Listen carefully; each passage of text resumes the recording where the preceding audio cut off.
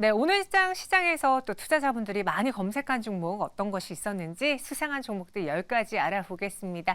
유진베스트 이정민 이사와 함께합니다. 어서 오세요. 네, 안녕하세요. 네, 안녕하십니까. 지난주에는 또 우리 이정민 이사의 성적표가 어땠는지 궁금한데요. 먼저 확인하고 넘어오겠습니다. 10개 종목의 주가 전망을 맞춰봤고요. 그중에서 무려 90%의 높은 적중률을 연속해서 계속 보여주고 계십니다. 그럼 오늘은 또 어떤 종목을 봐야 될지 한번 체크해 보도록 하죠. 10개 수상한 종목 업앤다운, 건설, 2차 전지, 로봇, 반도체, 제약바이오, 폐배터리, 자동차 이렇게 다양하게 올라와 있는데요. 이 중에서 여러분들의 수상한 종목들 보시죠. 태형건설과 에코프로 머티, LS 머티리얼즈, 삼성전자, 에코프로 BM, 현대차가 올라왔습니다. 그중에서 저희가 지난주에 베스트 종목으로 꼽았던 게 바로 에코프로 머티였어요. 그러면서 당시에 수급이 이기는 장사 없다면서 강력하게 그때 무슨 표현을 해주셨는데요. 예, 맞습니다. 지난주 같은 경우에 이 시간에 시청자 여러분들께 에코프로 머티를 최선호주라고 말씀드렸었죠. 그러면서 이제 기관에 이제 근무하시는 분들의 이야기를 들어봤더니 지금 현재 몸이 달아있다 이렇게 제가 표현을 좀 드렸었는데요. 네. 오늘 같은 경우에도 마찬가지죠. 지금 시장에서 계속 돌고 있는 이야기가 연기금 창구에서 지금 이 가격대에 사는 게 맞냐 이런 식으로 이제 표현하시는 분들이 있는데요. 미리 이렇게 제가 시청자 여러분들께도 말씀을 드렸었고, 그다음에 그런 부분에 대해서 어느 정도 생각을 하고 투자를 하셨던 분들은 이제 즐기는 타임입니다. 그렇기 때문에 오늘 같은 경우에도 거래소가 한 10조 정도 거래대금 나왔죠. 근데 에코프로 머티에서만 1조 6천억 원대 거래대금이 터지는 모습을 보여줬습니다. 그렇기 때문에 당연히 월요일에도 저는 해당 이슈가 계속 갈 거라고 좀 생각을 하고 있고요. 중요한 부분, 제가 투자 경고가 풀리면서 이런 식으로 상승이 나올 거라고 시청자 여러분들께 말씀을 드렸었죠. 근데 또 한 번 이런 식으로 계속 급등이 나오게 되면은 당연히 투자 경고가 다시 붙습니다. 그렇다면은 무슨 말이냐? 아직 못 샀던 이제 창구에서는 여전히 사야 됩니다. 그렇기 때문에 당분간 이런 수급에 따른 이슈는 지속적으로 있을 수밖에 없기 때문에 지금 신규 매수로 들어가자라기보다는 지난주에 열심히 저희 프로그램 시청하시면서 매수하셨던 분들은 이제 내가 어느 정도까지 과연 끌고 갈 수 있을지에 대해서 스스로 한번 이제 수익 규모를 좀 정해보자라고 좀 말씀드리고 싶습니다. 네, 당시 저희가 목표 주가를 15만 4천 원으로 소개해드렸는데 그보다 훌쩍 넘은 상태로 장을 마쳤어요. 지금부터는 추가 상승은 가능하지만 보유자의 영역일 것이다 라고 이야기했으니까요. 갖고 계신 분들은 수급 창구 계속해서 체크해 보시고요. 저희 한 주 동안 22%의 수익을 낸 베스트 종목 리뷰 들어봤습니다. 그럼 또 새로운 종목을 발굴해 봐야겠죠. 첫 번째 수상한 종목 태형건설이에요. 진짜 너무 수상했어요. 그죠? 오늘 아마 많은 분들이 관련해서 이제 뭐 SNS 연락을 받으셨을 텐데 오늘 2시쯤에 대형 일군 건설사가 부도를 선언할 것이다. 이런 이야기가 돌면서 그 건설사 후보 찾기에 많은 분들이 이야기를 하셨거든요. 어떤 내용이 돌았습니까? 네, 워낙 최근에 이제 그 PF와 관련되어 가지고는 이제 좀 수상한 이야기들이 많이 나왔었습니다. 그러다 보니까 특히나 그 중에서도 콕 집어서 이번에 이제 되었던 종목이 바로 태형건설이죠.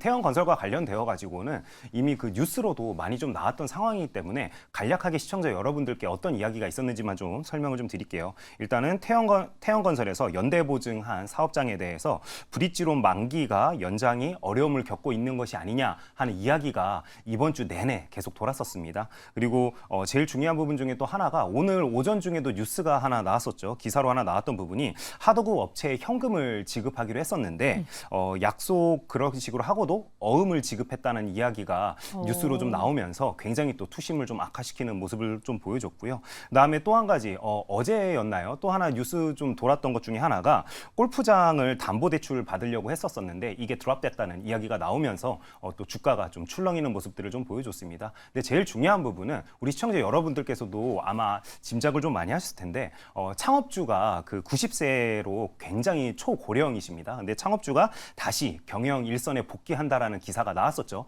그렇다면 당연히 회사가 지금 현재 안 좋은 상황이니까 이렇게 고령의 어떻게 보면은 창업자가 다시 전면에 등장할 정도로 위급 상황이구나라고 우리가 좀 판단을 할 수 있었겠죠. 그러다 보니까 오늘 같은 경우에도 주가가 굉장히 출렁임이 심했습니다.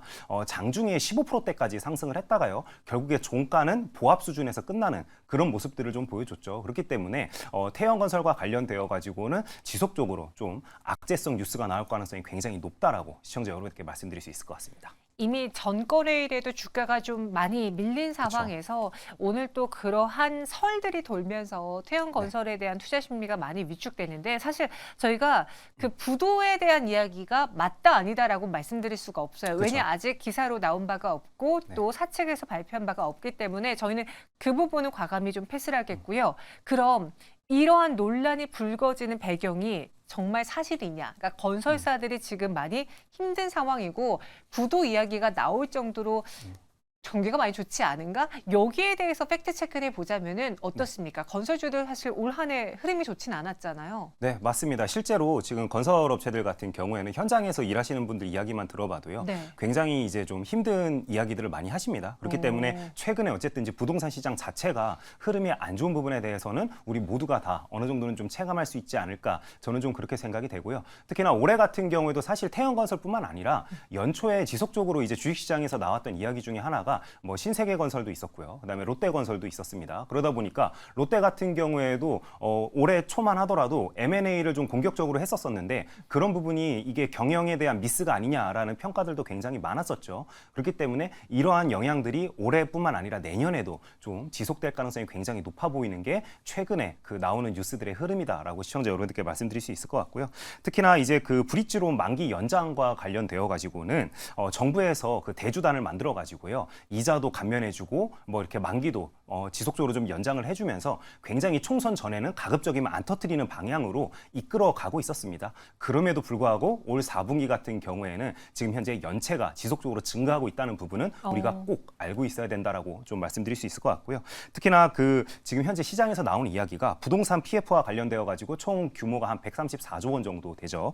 그리고 브릿지론 같은 경우에도 한 30조 원 정도 규모가 되는데 제가 이번 달 같은 경우에 눈여겨봤던 기사 중에 하나가 그 나이스 신용평가에서 발표한 게 있었습니다. 30조 원 브릿지론 중에서 약 15조 원 정도는 부실화될 가능성이 굉장히 높다라고 현재 평가를 하고 있고요. 특히나 이 만기 같은 경우에도 내년 같은 경우에 2024년 상반기 그러니까 6월 이전에 만기가 도래하는 것들이 굉장히 많습니다. 그렇기 때문에 그때까지는 지속적으로 악재성 뉴스가 나오면서 관련된 섹터에 대해서 주가를 누르는 그런 모습을 보여줄 가능성이 굉장히 높아 보인다라고 말씀드릴 수 있을 것 같습니다. 네, 그런 우려감 속에 오늘 태형건설의 주가 변동 굉장히 컸습니다. 네. 다행히 그래도 0.52% 상승 마감은 했는데 이 태형건설의 내일장, 그러니까 다음 주 월요일에 주가 분위기 어떨지 전망이 어렵긴 해도 업앤다운 의견과 함께 건설주에 대한 투자 의견까지 짚어주시죠. 네, 그 건설 섹터, 그러니까 태형건설뿐만 아니라요, 다 다운 의견으로 말씀을 드리겠습니다. 네. 일단 악재성 이벤트가 나왔기 때문에 이럴 때는 관련된 섹터 자체를 일단 우리가 조금 멀리할 필요가 있다라는 관점에서 시청자 여러분들께 다운 의견으로 좀 말씀을 드리겠고요. 한 줄 평으로는 터트릴 결심이라고 좀 설명을 드리겠습니다. 제가 이번 주에 가장 눈여겨봤던 것 중에 하나는 바로 뭐냐면요, 그 금감원 원장이시죠, 이복현 그 금감원 원장께서 스탠스가 바뀌었습니다. 그동안 미디어에 나와서 했던 긍정적인 발언과 정반대되는 발언을 이번 주에 처음으로 했다는 부분에 저는 좀 주목을 하고 있는데요. 제가 좀 읊어드린다라면은 적절한 형태의 조정 또는 정리를 진행이 불가피할 전망이다라고 밝혔습니다. 그러면서 자기 책임 원칙에 따른 진행이 불가피하다라고 밝혔는데요. 그동안 그 정부에서는 그 건설과 관련되어서 이 PF 또는 브릿지론과 관련되어서 금융업체들에게 전수조사를 진행을 한다라고 밝혀서 관련된 자료를 다 받은 상태였습니다. 제가 생각했을 때는 이제 분석이 다 끝난 게 아닐까 이렇게 좀 생각이 되고요. 그래서 부실화로 날릴 사업장과 그렇지 않을 프로젝트를 이미 분류를 한 게 아닐까 저는 좀 그렇게 생각이 되기 때문에 관련되어서 지속적으로 이야기가 나올 가능성이 굉장히 높습니다. 그래서 시청자 여러분들께서도 당분간 건설과 관련된 섹터는 조금 내 계좌에서는 좀 멀리 하자라고 좀 말씀을 드리고 싶습니다. 네, 태형건설 다운인데요. 건설주 전반적으로 좀 잡음이 나오는 만큼 다 같이 좀 주의해보자라는 의견에서 다운 드렸습니다. 이어서 두 번째 수상한 종목도 후보 보시죠.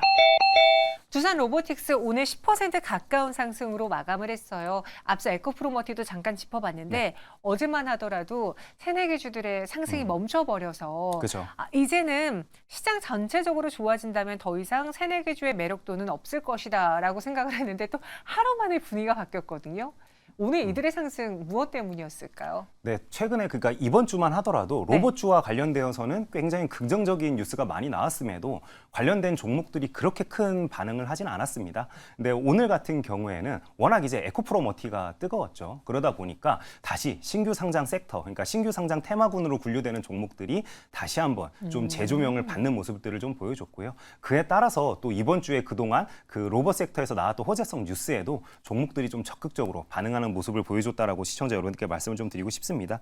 특히나 그 당분간 그 주요 지수 편입에 대한 그 패시브성 자금 유입으로 등락폭이 관련된 섹터에서는 지속적으로 좀 커질 가능성이 높을 것 같습니다. 특히나 그 MSCI 같은 경우에 2월 달에 또 정기 편입과 관련된 뉴스가 있죠. 네. 근데 지금 현재 시장에서 도는 이야기가 지금 현재 시총을 지속적으로 유지할 경우에 두산 로보틱스, 그다음에 에코프로 머티 같은 경우에도 자금이 신규로 더 유입될 가능성이 굉장히 높다라고 판단을 하고 있기 때문에 관련되어서 또 오늘도 아마 신규 매수를 진행하신 분들이 꽤 있지 않을까, 저는 좀 그렇게 생각을 하고 있습니다. 이 두산 로보틱스의 본업에 대해서는 좀 의견이 나뉘어지는 것 같아요. 네. 사실 처음에 상장할 때만 해도 막 협동 로봇의 강자 이런 식으로 헤드라인이 붙었는데 네. 막상 보면 중국 시장을 제하고 보더라도 네. 2021년 기준으로 두산 로보틱스의 협동 로봇은 전체 시장의 4위였어요. 음. 그러니까 이게 많이 올라오긴 했지만 네. 우리가 생각하는 것 좀 1위도 아니고 그렇다고 협동 로봇 시장이 지금 엄청 큰 것도 아닙니다. 이걸 따져봤을 때 두산 로보틱스에 대해서 우리가 너무 과한 기대를 하고 있는 건지, 아니야 그래도 되게 단기간에 많이 올라왔으니까 두산 로보틱스에 그만한 밸류를 주는 건 적당해. 어떤 생각이세요? 저는 좀 이렇게 생각을 합니다. 뭐 팩트는 팩트대로고요. 실적도 실적대로입니다. 단 시장에서 올랐으면 그게 시장의 판단이기 때문에 그 부분을 수능을 해야 된다라고 저는 좀 그렇게 생각을 하면서 매매를 하는 스타일입니다. 그렇기 때문에 오늘 같은 경우에는 누가 봐도 에코프로 머티로 인해서 신규 상장주들이 굉장히 수급이 좀 쏠리는 모습들을 보여줬었죠. 그렇기 때문에 두산 로보틱스도 그에 따른 낙수 효과를 입었다라고 우리가 좀 해석하는 게 맞을 것 같고요.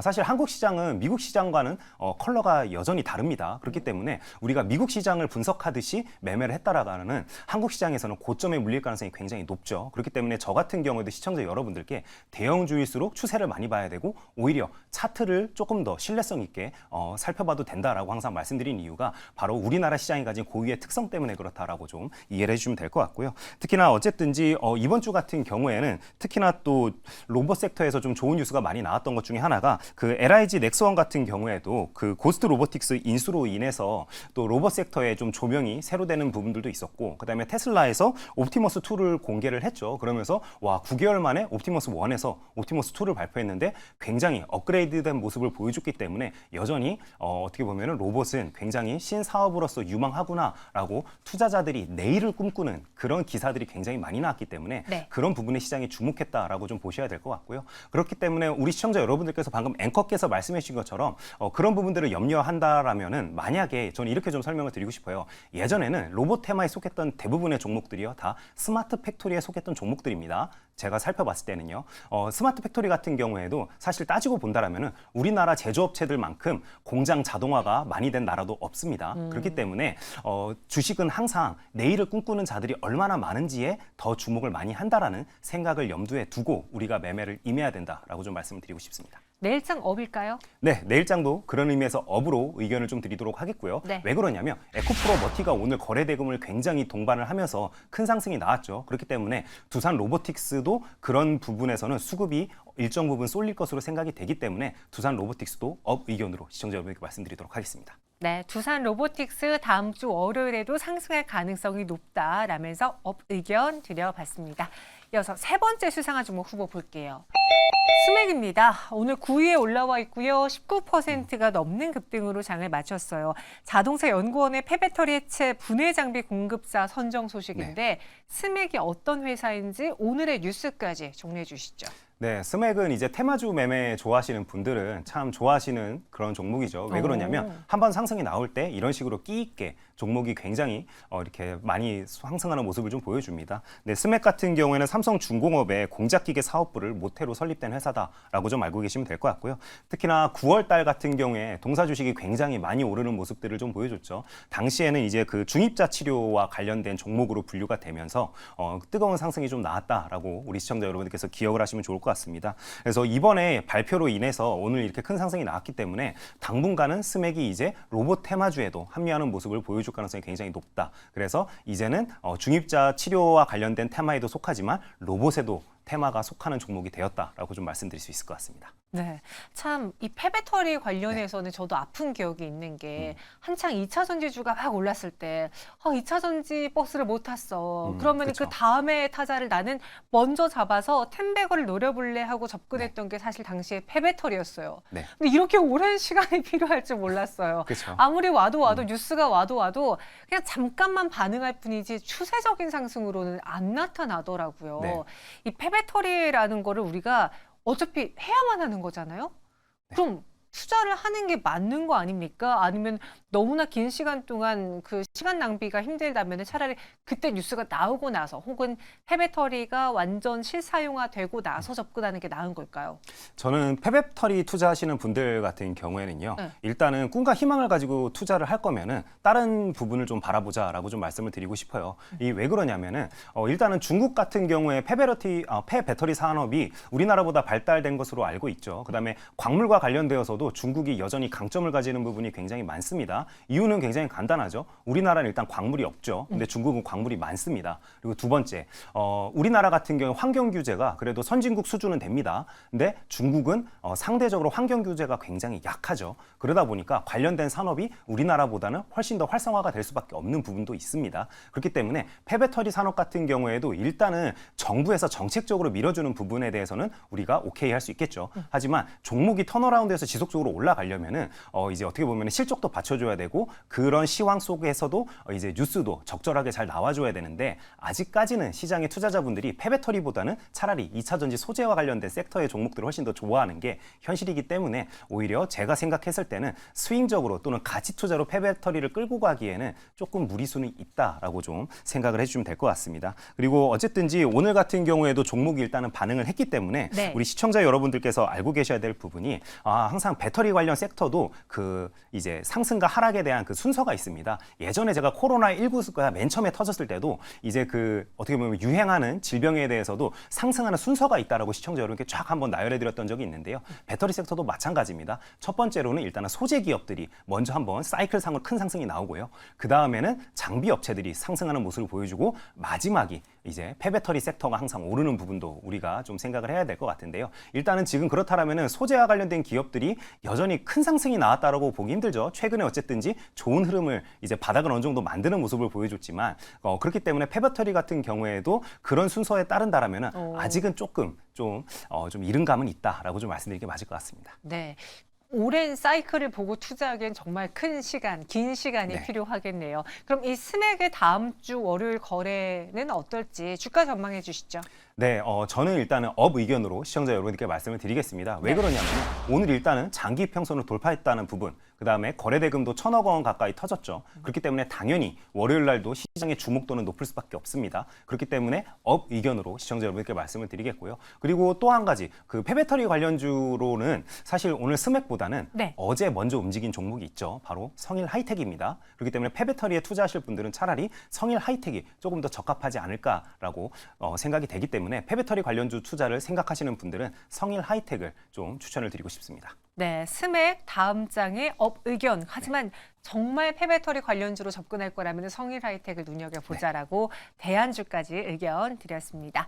마지막 수상한 종목은요, 현대차예요. 간밤에 미국에서 테슬라도 오르고 네. 뭐 루시드도 오르고 그쵸. 그러니까 뭔가 자동차와 관련된 종목들이 많이 올라서 오늘 현대차가 반응한 걸까요? 네, 맞습니다. 우리나라는 절대적으로 미국 시장의 영향을 많이 받죠. 그렇기 때문에 우리 개인 투자자분들 같은 경우에는 항상 아침에 일어나면은 미국 시장에 어떤 뉴스가 있었는지부터 확인을 하시죠. 근데 오늘 같은 경우에는 워낙 이제 미국 시장에서 꼭 뭐 전기차 관련된 섹터뿐만 아니라 기본적인 일반적인 그 자동차 섹터들도 굉장히 좋았기 때문에 아마 좀 기대를 많이 하신 게 아닐까 이렇게 좀 생각이 됩니다. 특히나 이제 그 미국에서 전도표 발표를 했을 때 금리 인하에 대한 기대감이 굉장히 높아졌죠. 그렇기 때문에 그동안 그 고금리에 따른 어떻게 보면 피해주로 좀 분류가 됐었는데 자동차주 같은 경우에는 이제 금리 인하에 대한 기대감을 안고 오늘은 종목이 좀 상승을 했다라고 좀 말씀을 드릴 수 있을 것 같고요. 특히나 그 뭐 방금 앵커께서 말씀해 주셨지만 테슬라, 뭐 루시드, 그다음에 리비안 등 다양한 이제 전기차 업체들이 어제 굉장히 큰 상승이 나왔기 때문에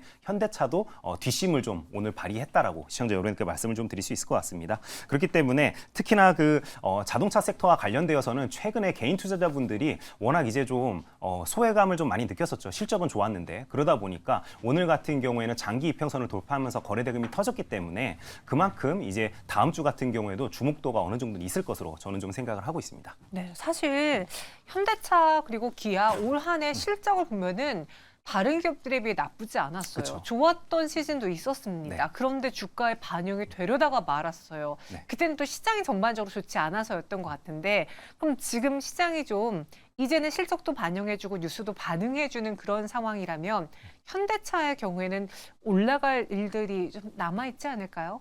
네, 저희가 항상 시청자 여러분들께 특히나 대형주일수록 장기 이평선 아래 있을 때는 쳐다보지 말자라고 항상 말씀을 드리죠. 네. 현대차 같은 경우 오늘 이제 장기 이평선을 뚫어주는 모습을 보여줬기 때문에 오. 앞으로는 호재성 뉴스에 종목이 좀 적극적으로 반응할 것으로 생각을 합니다. 그리고 오늘 같은 경우에는 종목의 수급 상황도 굉장히 좋았죠. 그래서 그런 부분에서는 굉장히 플러스 요인, 그러니까 플러스 점수를 줄 수 있다라고 좀 말씀드릴 수 있을 것 같고요. 특히나 제가 또 한 가지 오늘 그 커뮤니티를 제가 검색을 하다가 눈여겨봤던 부분이 있었습니다.